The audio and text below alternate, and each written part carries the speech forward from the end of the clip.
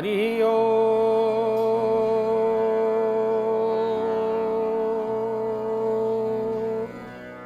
ओम श्रीमान महागणाधिपतये नमो नमः। ओम वाणी हिरण्यगर्भाय नमो नमः।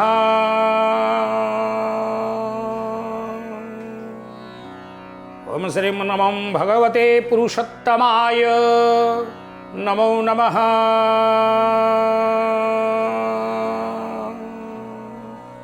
ओम मातृपितृचरणकमलेभ्यो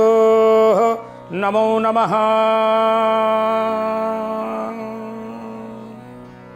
ओम शान्ताकारं भुजगशयनं पद्मनाभं सुरेशं विश्वाधारं गगनसदृशं मेघवर्णं शुभांगं लक्ष्मीर्कान्तं कमलनयनं योगर्विध्यानगम्यं वन्दे विष्णुर्भवभयहरं सर्वलोकैकनाथं। जय जय जगन्नाथ, जय जय जगन्नाथ, जय जय जगन्नाथ। कालिया शांत महाप्रभु वंदे श्री पुरुषोत्तमं प्रतिदिनं नीलाद्रिनाथं हरि भगवान श्री पुरुषोत्तम जगन्नाथ महाप्रभुंकर चरणारविंद जुगलरे कोटि कोटि दंडवत प्रणाम मणिमा कोटि कोटि दंडवत प्रणाम। जनंकु विष्णु प्रायमणे नमई तहांक चरणे तुंडे बोलई हरि हरि भो जगन्नाथ दैतारी। ए मलमासर उपास्य ठाकुर होचंती स्वयं पुरुषोत्तम जगन्नाथ महाप्रभु, जे कि काल काल जुग जुग धरी पावन पुरुषोत्तम क्षेत्र रे स्वयं भगवान पुरुषोत्तमं को पुरुषोत्तम मासरे दर्शन स्मरण पूजन चिंतन करिवा द्वारा मनुष्य जन्म जन्मांत बंधनरु मोक्ष प्राप्त होता है।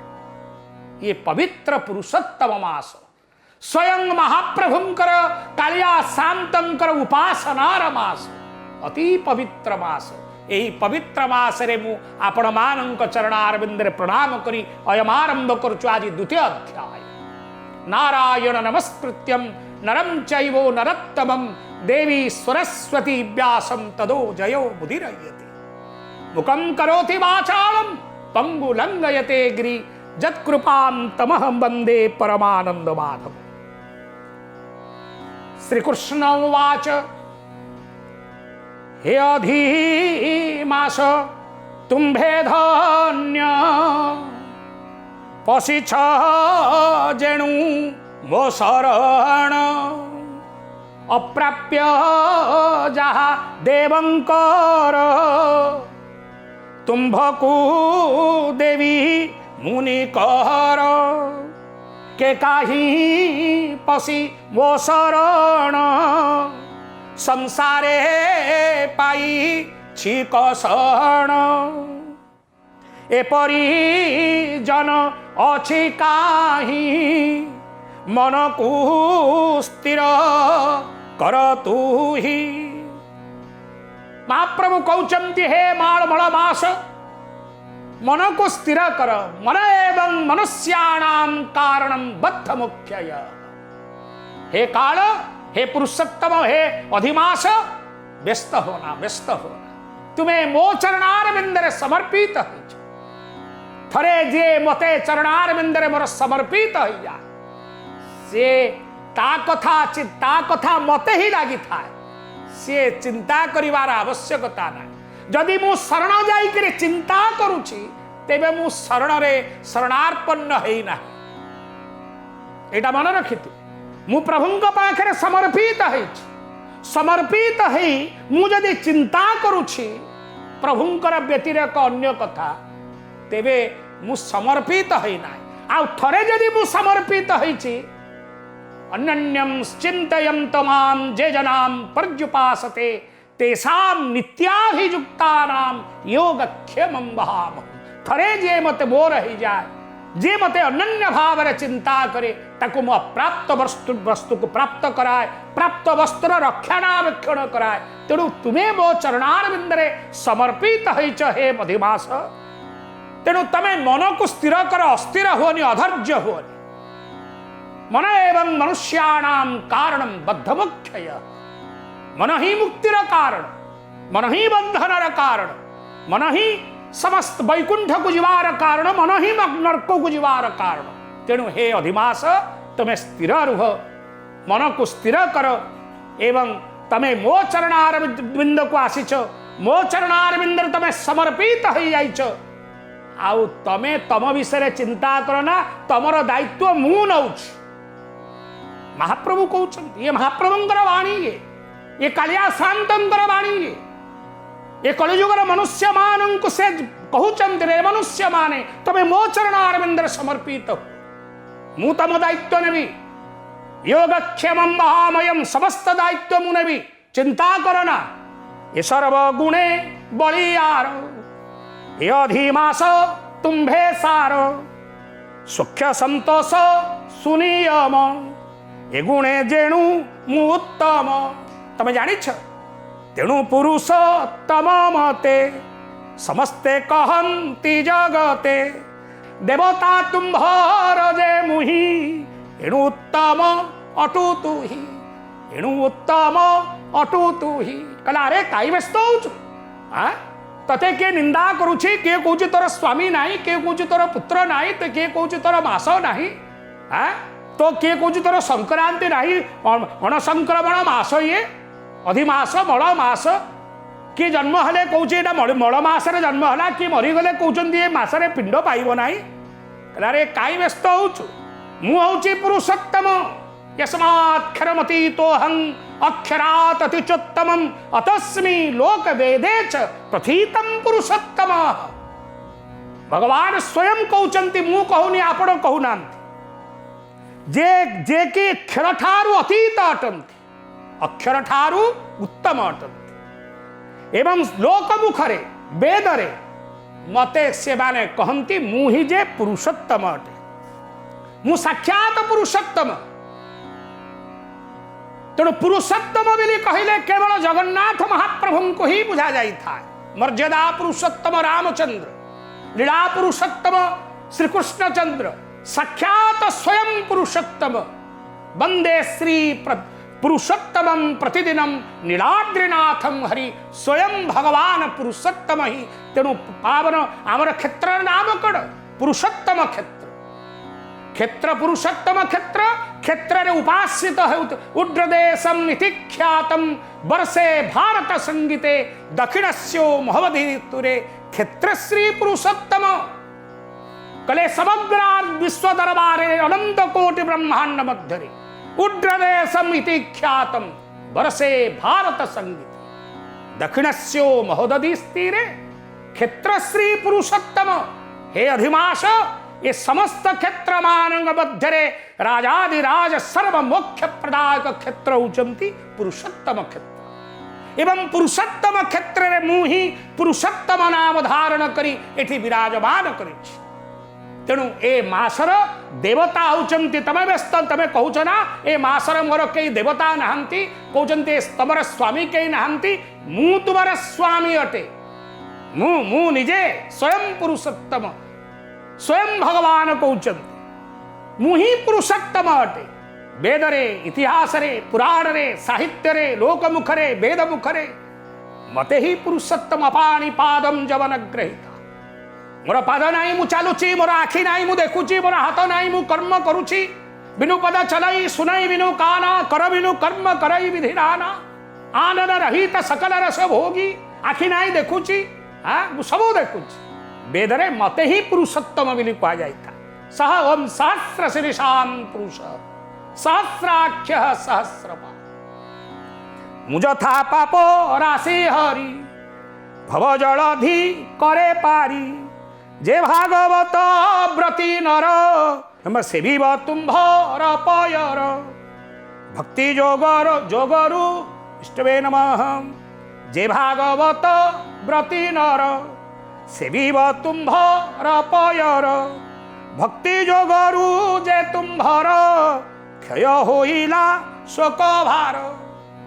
जे कई व्यक्ति जे सतपथर व्यक्ति जे सदाचार लोक जे भगवत चरणार बिंदु को आसुथिब मनुष्य मात्र के समस्तंकर किछि ना किछि भल गुण अछि मंद गुण अछि एवं से भल गुण मंद गुण को आमे परित्यज करी ए अधिमास रे प्रभुंक चरणार बिंदरे समर्पित होई ए मासटी की पालन कले ही आमे अनंत कोटि पुण्य फल प्राप्त होई परिबा। जेतक मास छंती रही महाप्रभु कहउचंती बड़ मास दियंती काम्य फल से ही तुम्भे जे बिना कामना रे निष्कर्म फल केवे नरे ताहांकु करीबी प्रदान एकथा निश्चय मत जान ताहा मु करीबी प्रदान एकथा निश्चय मोहत जान। कहले जानी था तमे जे जेते देवता मान रही जे जेते प्रकार किए काम कामना नित्य कर्म आम पाखे तीनोटी था नित्य नित्य नैमितिक काम्य कर्म नित्य कर्म काम्य कर्म नित्य कर्म नैमितिक कर्म काम्य कर्म काम कर्म तीन प्रकार भेद था एवं जे जो कर्म करती जे जो व्रत उपवास करती जे जो देवता शरण पसंती से कर्म अनुसार ही फल प्रदान करती एवं नानादि काम्य फल मध्य प्रदान कर किंतु तमे बिना कामना रे बिना सोचना रे बिना चिंता रे तमें अप्राप्त वस्तु को प्राप्त मु करेबी किछि मागिबा दरकार नहीं। महाप्रभु प्रभु को आमे मागिकी नवा या ठीक नुहे किछि मागिबा दरकार नहीं एवं महाप्रभु निजे ही प्रदान करिवे सी जहाँ प्रदान करिबा आमे रखी पारले तो हैला जहाँ आमे मागिबा आमे नेले ताकू रखी पारले तो हैला मागिबा भल नुहे तांको पाखरे खाली सबू जानती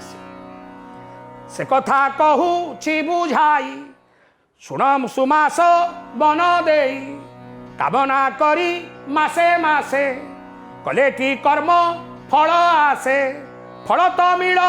निश्चय कामना करी मासे मासे अनेक मास व्रत कर अनेक कामना आम करू महाप्रभु कहउछन कामना करी मासे मासे कलेटी कर्म फल आसे फल तो मिल निश्चय फल तो मिल निश्चय किंतु जे कैवल्यथय किंतु जे कैवल्यथय कौन बुझिले तो कौन प्रभु कहउचंती एठी कले कामना कले आमे निश्चित रूप से फल पाइबा कामना परिपूर्ण करने आमे जप करू आमे तप करू आमे बुद्धि करू आमे विविध प्रकार उपाय करी आमर कामना को आमे सिद्ध करू। विद्यार्थी टे पाठ पढ़ुची से पाठ पढ़िब कि पास करिवो से से अध्ययन करुची भल पाठ पढ़िले भल फल पाइब पास करिवो पाठ पढ़िबानी कहबा आमे फल आशा करिबा ता हे परिबो ना। तेणु उत्तम भल कर्म कले भल फल प्राप्त हवा खराब कर्म कले खराब फल प्राप्त हवा। तेणु भगवान को दोष दबार किसी कामना ना तेणु फल तो निश्चय मिलिबो आम जो कर्म करुचे आमर कर्म अनुसार आमको भल फल मिल पारे खराब फल मिल पारे दुखर फल मिल पारे सुखर फल मिल पारे किंतु फल तो मिल निश्चय किंतु जे कैवल्यथय किंतु कैवल्य प्राप्त हो पारिबो नाही कैवल्य प्राप्ति हो पारिबो नाही। कैवल्य कोउठी मिली था वैकुंठ रे स्वर्ग रे अंत समग्र संसार अंत कोटि ब्रह्मांड मध्य रे कैवल्यर स्थान होचंती पुरुषोत्तम क्षेत्र महाप्रभुंकर जो प्रसाद बोली आमे कहूचे भोग प्रसाद महाप्रसाद एवं मांग पाखरे तले कैवल्य ले लूपिनी माँ कैवल्य ले लूपिनी स्वयं भगवती जगद्धात्री कैवल्य आसारे पड़ी निर्माल्य कैवल्य से तले समर्पण हो जाए महार्द महाप्रसाद कैवल्यत्व प्राप्त ही था जो कैवल्य को चांद्रायण व्रतरे हो महाएकादशी हो जेते बड़ा उपवास हो जेते व्रत हो से कैवल्य प्राप्त मात्र ही मनुष्य मुख्य प्राप्त होता से कैवल्यर स्थान ये पुरुषोत्तम क्षेत्र अधुना पुरी नाम रे परिचित एवं से कैवल्यर अधिकारी स्वयं भगवान पुरुषोत्तम काल काल जुग जुग धरी महाप्रभु दारवी तनु धारण करी नीलाद्रि कंदर रे विराजमान करी पुरुषोत्तम क्षेत्र रे ए पुरुषोत्तम मास रे ए पवित्र मल मास रे समस्त को अपूर्व नेत्र रे दर्शन दौचंती एवं कैवल्य प्रदान करी सर्व मोक्ष प्राप्त करूछंती समस्त उपकरण काले काल अटई बलियार ए समस्त मध्य कालम कलयतामहम भगवान कहते काल हूँ समय समय ही समस्त ठारू बलवान अटे समय अनुसार ही सब गति करि थाए समय अनुसार ही सब परिवर्तन होता ऋतु परिवर्तन होता दिन परिवर्तन होता संवत्सर परिवर्तन होता ये काल ही कालम कलयताम ये काल को मुही नियंत्रण करी मोर ना कालिया शांत मोर द्वार ना कोलाहाट द्वार मु स्वयं काल हटे मु स्वयं काल हटे तेणु ए कालर कलना काहाकू हेले नाही जना मुजार हुओ ई प्रसन्न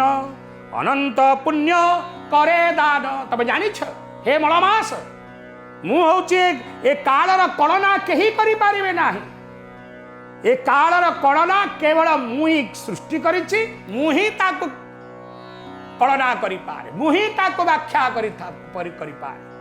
तेणु अनंत पुण्य मु प्रदान दान प्रदान करदेवी आप अनंत पुण्य करे दान मु अनंत पुण्य तुमको दान करी लभई नित्य भुक्ति मुक्ति चिर निर्मल सुख शांति तुम्भे दिवसे व्रत धरे स्नान भोजन दान करे से मोर प्रिय पात्र हुए से सर्व पाप क्षय हुए जे पुणी तते निंदा करे ए श्रेष्ठ धर्म न आचरे कहले हे देखो ए मासरे स्नान दान तप पूजा साधन ये समस्त करने द्वारा आमे अनंत कोटि जहाँ संवत्सर रे आमे प्राप्त न होई थाउ आमे ए मलमासरे ही सब प्राप्त होई थाउ एवं जे निंदा करे मोर एक माल मास को से निंदा कले मध्य मु तार किसी क्षति करे ना ताकु पुण्य फल प्रदान करि थाए किंतु जे पुणी मते निंदा करे ए श्रेष्ठ धर्म न आचरे नितिनी वर्षरे एक बार उत्तम मासे आसे तोर कहले देख 3 वर्ष रे तमे थरे आसिक पुण्य हेले थरे आसिक अंतर रे मलमास आसी पहुंची जिवे सुन हो राजा युधिष्ठिर कहूची तुम्भर आगर महाप्रभु ए कथा को युधिष्ठिर को कहउछन बोली सुत सौनकादि ऋषि मुनि माने को सुत कहउचंती जे महाप्रभु एमंत प्रकार अधिमास जाई तांक पाखरे किम कर्तव्य मूढ़ अवस्था जाई शरण पशिला महाप्रभु कहउचंती जगन्नाथ कालिया शांत कहउचंती अरे अरे अरे तू व्यस्त हो ना मु तोर अछि मो पाखरे शरण प ए मासरे तू ए मासर स्वामी होउची मु ही अटे तोर तते के कहबो जे तोर स्वामी नामती घर नाही द्वार नाही मु ही तोर स्वामी अटे मेकासीन स्थितो जगत मु ही संसार एकमात्र अटे पुरुषोत्तम पुण्यमासे व्रत पालंती जे पुरुषे हुवंती महाभाग्यवंत समस्त कार्य रे विख्यात यदि ए तोर परे मन सही लभई बहुधन पुरुषोत्तम मास सारे मोहर पाद पूजा करे मस्तक जेसने मुकुटे तेसने हेव सर्वश्रेष्ठ कले जे मासरे भगवान पुरुषोत्तम को स्मरण करिवो पूजन करिवो चिंतन करिवो थरे आसी कालिया शांत को आसी श्रीमंदिर रे पुरुषोत्तम क्षेत्र रे पहुंची गले पुण्य फल प्राप्त होई केवल पहुंची गले पुरुषोत्तम क्षेत्र महाप्रभु कहउचंती पुरुषोत्तम मास रे मते थरे जे आसी दर्शन करे स्मरण करे चिंतन करे तार समस्त अपवर्ग को मो नाशन करि था एवं समस्त पुण्य फल प्रदान करि था तार समस्त दुख क्लेश पाप को मो हरण करि था एपरि अधि मास कही होइली अंतर ध्यान मुहि एपंत प्रकार कही महाप्रभु अंतर ध्यानम जगामश्रु राजा परम विस्मय एमंत प्रकार कथा कही महाप्रभु अंतर ध्यान हुई पवित्र अधि मास वाणी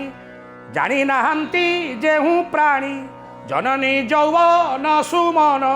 काटंती कीटर समान। जो माने जानी नाहंती तार निंदा करंतु ना, प्रशंसा न करंतु, निंदा करंतु ना। कृष्ण उवाच सुन हे पांडुकनंदन द्रौपदींकर पूर्व जन्म थिला जे द्विज एक द्विजवर एक कन्या ताहांकर तेणु से कन्या आदरे पालई विप्र आनंदरे हुवन्ते वर सदसम लुपलावण्य देवासम। श्री श्री भगवान उवाच